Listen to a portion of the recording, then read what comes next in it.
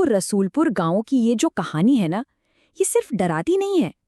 असल में ये डर को एक आर्ट की तरह, एक कला की तरह बनाती है। चलिए आज इसी को परत दर परत खोलते हैं और देखते हैं कि आखिर इतना गहरा खौफ पैदा होता कैसे है।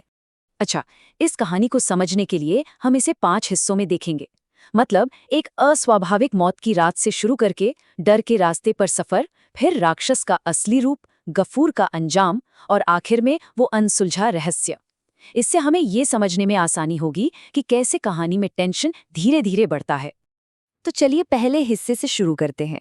देखते हैं कि कहानी की शुरुआत में ही आने वाले खौफ के लिए स्टेज कैसे सेट किया जाता है। कहानी हमें ले जाती है रसूलपुर। अब सोचिए, एक ऐसा गांव जहां अंधेरा और एक अजीब सी बेचैनी हवा में ही घुली हुई है। सच कहूं तो ये माहौल ही इस कहानी का पहला किरदार है। अब देखिए, पिछले कई हफ्तों से गांव में एक अजीब सी दहशत फैली हुई है। एक के बाद एक रहस्यमय अननेचुरल मौतें हो रही हैं और एक ऐसा अभिशाप है ना, जिसके बारे में गांव के बड़े बुजुर्ग, यहाँ तक कि मुखिया को भी कुछ समझ नहीं आ रहा। और इसी डर के बीच में है हमारा मेन कैरेक्टर गफूर मियाँ, एक गाड़ीवान। और किस्मत देखिए, गांव की सबसे ताज़ा मौत की लाश को कब्रिस्तान ले जाने का काम उसी को मिला है, वो भी एक अंधेरी सुनसान रात में। तो अब गफूर अपना सफर शुरू करता है और यहीं से कहानी का असली जादू शुरू होता है। अब जरा ध्यान दीजिएगा कि कैसे बाहर जो कुछ हो रहा है वो गफूर के मन के डर को धीरे धीरे और भी ज्यादा बढ़ा देता है। डर का पहला बीज वो तब बोया जाता है जब गफूर को एक पल के लिए लगता है कि उसकी गाड़ी पर रखी लाश थोड़ी सी हिली है। लेकिन वो फौरन इस ख्याल को झटक देता है, सोचता है कि ये उसके मन का वहम है। ये हॉरर कहानियों का एक क्लासिक तरीका है, जहां किरदार किसी भी अजीब चीज को नॉर्मल बताने की कोशिश करता है। यहाँ पर जो माहौल है वो खुद एक विलन बन जाता है।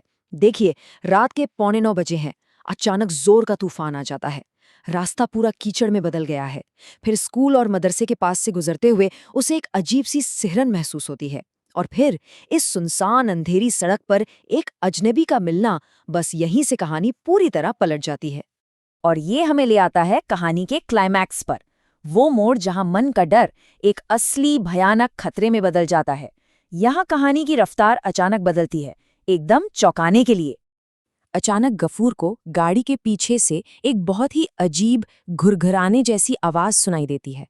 एक ऐसी आवाज जो किसी इंसान की तो बिल्कुल नहीं हो सकती। गफूर जैसे ही पीछे मुड़कर देखता है, उसकी दुनिया हिल जाती है। वो जो यात्री था वो नहीं रहा।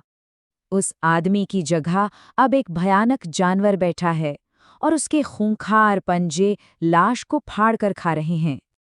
अब कहानी अपने अंजाम की तरफ बढ़ती है। सबसे बड़ा शौक तो मिल चुका है, लेकिन हमारे हीरो गफूर के लिए असली खौफ तो अब अपने चरम पर है। अब यहाँ पर जिंदा रहने की एक बेचैन करने वाली कोशिश दिखती है। गफूर गाड़ी से कूदकर भागता है, लेकिन वो जानवर उसे पकड़ लेता है। फिर गफूर दुआ पड़ता है तो वो उसे एक धमकी देकर छोड़ देता है। गफूर को एक पल के लिए लगता है कि वो कब्रिस्तान पहुंचकर बच गया, लेकिन ये उसकी झूठी उम्मीद थी। तो सबसे जरूरी बात है ये सीधी टक्कर। ये कहानी का मेन थीम है। एक तरफ गफूर का ईमान, उसकी दुआ जो उसका एकमात्र हथियार है, और दूसरी तरफ है उस जानवर की खूंखार अलौकिक ताकत। गफूर की दुआओं के बावजूद उस जानवर की आवाज़ पूरे कब्रिस्तान में गूंजती है, जो साफ साफ बता देती है कि उसका अंत आ चुका है। उसका विश्वास काफ़ी नहीं था।